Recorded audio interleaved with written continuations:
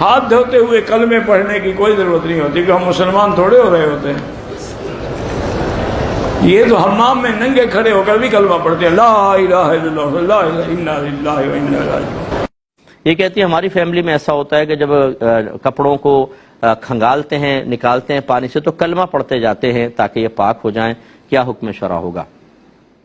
اللہ تعالی ہماری ایسی بہنوں پر بہرحال رحمت نازل فرمائے کہ جنہوں نے ایک نیا دین اپنے گھر میں وضع کر لیا اور انہوں نے اصل دین کو سیکھنے کی کبھی زحمت گوارا نہ کی.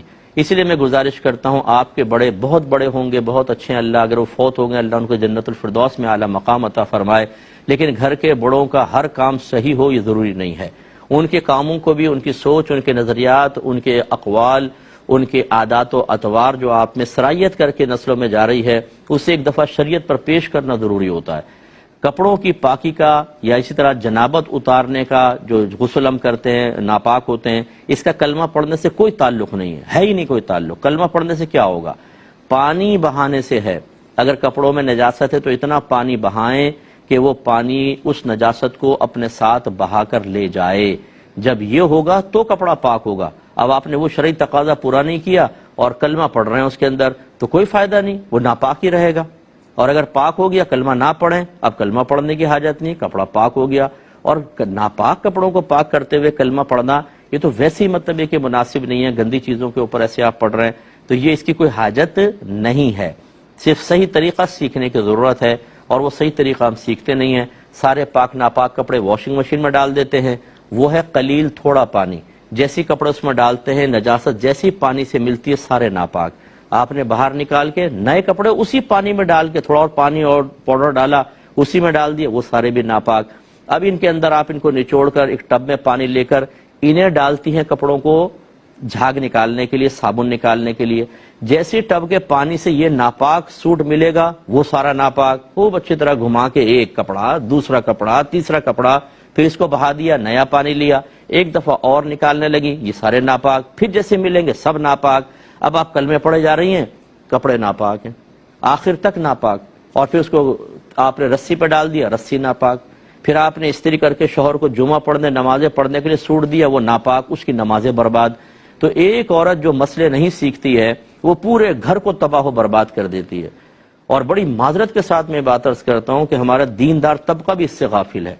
جتنے مجھے سن رہے ہیں اس وقت، اگر کوئی نئے عالم بنے ہیں، قاری صاحب ہیں، کوئی نعت خان صاحب ہیں، دیگر لوگ ہیں، اپنے گھر کی خواتین سے معلوم کریں کہ تمہیں کپڑا پاک کرنا آتا ہے، طریقہ معلوم کیجیے. آپ ایسا نہ ہو کہ آپ باہر بزرگ ہوں اور گھر کے اندر گھر والے ناپاک طریقے سے کپڑے کو پاک کرنے کی ناکام کوششیں کر رہے ہوں، اور انہی کپڑوں کو پہن کے آپ واعظ و نصیحت فرما رہے ہیں، جمعے پڑھا رہے ہیں، عیدین پڑھا رہے ہیں، آپ نمازیں پڑھا رہے ہیں، اور نمازیوں کی نمازیں بھی برباد ہو رہی ہیں. اتنا خطرناک مسئلہ ہے یہ. لیکن عمومی طور پر سمجھ نہیں پاتے. اگر میں ایک عالم دین ہوں اور میں غیر عالمہ عورت سے نکاح کر لیتا ہوں تو کیا میری صحبت میں رہ کے وہ خود بخود عالمہ بن جائے گی، یا مجھے سکھانا ہوگا، مجھے پوچھنا ہوگا کہ آپ کو شرعی مسئلے معلوم ہیں کہ نہیں ہیں؟ آپ بھی اس کا فیصلہ کر سکتے ہیں. ڈاکٹر اگر کسی عورت سے نکاح کر لے تو وہ بھی ڈاکٹر ہو جائے گی. پی ایچ ڈی والا کسی لڑکی سے نکاح کر لے تو وہ خود بخود پی ایچ ڈی ہو جائے گی. ایسا تو نہیں ہو سکتا، سکھانا ہی پڑتا ہے. اس چیز کو سمجھنے کی بہت ضرورت ہے. باطن کے میل کو دور کرنے کے لیے، غیر مسلموں کو اسلام میں داخل کرنے کے لیے تو بہت ہی مفید ایک جملہ ہے. لیکن اسی کلمہ پاک کو آپ تصور کریں، ایک بندہ بیت الخلاء میں ہے، جہاں وہ بے لباس ہے، جہاں گندگی ہے، وہ گندگی کا مقام ہے. آپ خود سے سوال کریں کہ مقام گندگی میں جب انسان بے لباس ہو، کیا خیال ہے کہ کلمہ پاک پڑھنا کیا درست ہوگا یا نہیں؟ آپ اپنے ضمیر سے پوچھیں، تھوڑا سا غور کریں گے تو آپ کا ضمیر آپ کو یہ جواب دے گا. یہ قطعاً غیر مناسب ہے، یہ جائز نہیں ہونا چاہیے. ہو کلمہ پاک پھر بیت الخلاء ہو، یہ میچ کوئی سمجھ نہیں آتا ہے. لوگ کہتے ہیں ہم نے تو اپنے بڑے بوڑھوں سے سنا ہے، شروع سے پڑھتے آتے ہیں.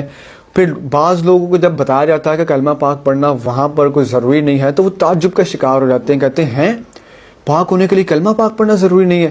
ہم نے تو زندگی میں پہلی بار یہ مسئلہ سنا ہے. ہم تو شروع سے پڑھتے آ رہے ہیں، ہمیں تو شروع سے یہی بتایا جاتا ہے. غسل کرتے ہوئے کلمہ پڑھتے ہیں، استنجا کے بعد ہاتھ دھوتے ہیں کلمہ پڑھتے ہیں، کپڑوں کو دھوتے ہوئے کلمہ پڑھتے ہیں، کوئی چیز جیسے ناپاک پانی میں گر جائے اس کو دھوتے ہوئے کلمہ پڑھتے ہیں. تو بات یہ ہے کہ سوال یہ نہیں کہ شروع سے خاندان والے کیا کیا کہتے چلے آ رہے ہیں. سوال یہ ہے کہ قرآن و حدیث نے کیا کہا ہے. یہ کوئی دلیل نہیں کہ ہمارے بڑے برے جناب ہم نے تو شروع سے ہی بات سنی ہے. یہ تو ایک طرح سے کفار کا طریقہ رہا ہے کہ جب ان کو کہا جاتا کہ اسلام لے کر آئیں تو وہ کہتے ہم نے تو اپنے بڑے بوڑھوں کو دیکھا ہے وہ تو شروع سے ان بتوں کے آگے سجدہ کرتے تھے, تو حضور آپ ہمیں کون سے نئے خدا کی دعوت دے رہے ہیں. تو یہ تو ان کا اعتراض ہے کہ جس کو کاپی کیا جاتا ہے اور ان کا انداز اپنایا جاتا ہے کہ یہ تو ہم نے نیا مسئلہ سن لیا جی.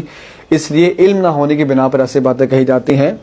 اس لیے سب سے پہلی بات اگر غسل کی بات کریں تو غسل کرتے ہوئے انسان پھر بے لباس ہو اور بیت الخلاء ہو, یہ بالکل جائز نہیں ہے کہ گندگی کے مقام پر کلمہ پڑھا جائے. دوسری بات, استنجا کے بعد انسان واش روم سے باہر آتا ہے, وہاں اگر ہاتھ دھوتے ہوئے کلمہ پڑھ رہا ہے چلے وہاں گناہ تو نہیں ہے. اسی طرح کپڑے دھوتے ہوئے انسان یا کوئی بھی چیز پاک کرنے کے گھر سے جب انسان دھو رہا ہے تو اس وقت کلمہ پڑھ رہا ہے, چلیں اس وقت گناہ تو نہیں ہے, پڑھنا اس وقت جائز ہے کیونکہ بیت الخلاء نہیں ہے. لیکن یہ بات بالکل ذہن میں رکھیں کہ کسی بھی چیز کو پاک کرنے کے لیے چاہے جسم ہو, کوئی چیز ہو, کوئی لباس ہو, کلمہ پاک پڑھنا شریعت نے کوئی لازم نہیں کیا. اللہ تعالیٰ نے قرآن پاک کے اندر پانی کے بارے میں ارشاد فرمایا وَأَنزَلْنَا مِنَ السَّمَاءِ مَاءً طَهُورًا. اللہ تعالیٰ ارشاد فرماتا ہے ہم نے آسمان سے پانی کو پاک کرنے والا بنا کر اتارا ہے.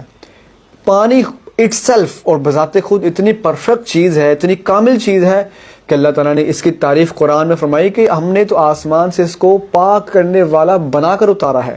یہ طاہر بھی ہے, مطہر بھی ہے, خود بھی پاک ہے اور پاک کر بھی دیتا ہے. جہاں جہاں سے پانی بہتا چلا جاتا ہے وہاں وہاں سے انسان پاک و صاف ہوتا چلا جاتا ہے, ہاتھ پاک ہو جاتے ہیں, کپڑے پاک ہو جاتے ہیں, چیزیں پاک ہو جاتی ہیں. تو جب خود اللہ تعالیٰ نے پانی کو اٹسیلف پاک کرنے والا بنا دیا ہے تو اس کے لیے پاک کرنے کے لیے کلمہ پاک کا پڑھنا شریعت میں نہیں ہے, نہ ہی اس کو لازم کیا گیا ہے. البتہ اگر کوئی بیت الخلاء میں نہ ہو باہر پڑھتا ہے جائز تو ہے, لیکن یہ عقیدہ اور ایک یہ نظریہ بنا لینا کہ شاید اگر نہ پڑھیں گے تو چیز پاک نہیں ہوگی, یہ بالکل غلط ہے. اور بیت الخلاء میں پڑھنے کی بالکل اجازت نہیں ہے, وہاں گناہ ہے کیونکہ وہ مقام گندگی ہے. ہاتھ پاک کرنے کے لیے 3 کلمے پڑھنا. جب ہم قضاء حاجت کے لیے واش روم جاتے ہیں تو ہمارے ہاتھ ناپاک ہو جاتے ہیں, کیا انہیں پاک کرنے کے لیے ہمیں پہلے 3 کلمے پڑھنے چاہیے؟ اس طرح غسل میں بھی ہمیں پاک ہونے کے لیے کیا پہلے 3 کلمے پڑھنے چاہیے؟ کیا یہ بات صحیح ہے؟ محسن صاحب سرگودا سے, یہ بالکل غلط بات ہے. کلمے کا ہاتھ کے پاک ہونے سے کوئی تعلق نہیں ہے. جب آپ واش روم جائیں صابن سے اچھی طرح ہاتھ دھو لیں یا مٹی پہ رگڑ دیں ہاتھ اور پھر دھو لیں تو اس طرح وہ جرمز بھی مر جاتے ہیں, ہاتھ پاک ہو جاتا ہے. تو بس اتنا کافی ہے, یہ کلمے کا یہاں موقع نہیں ہے.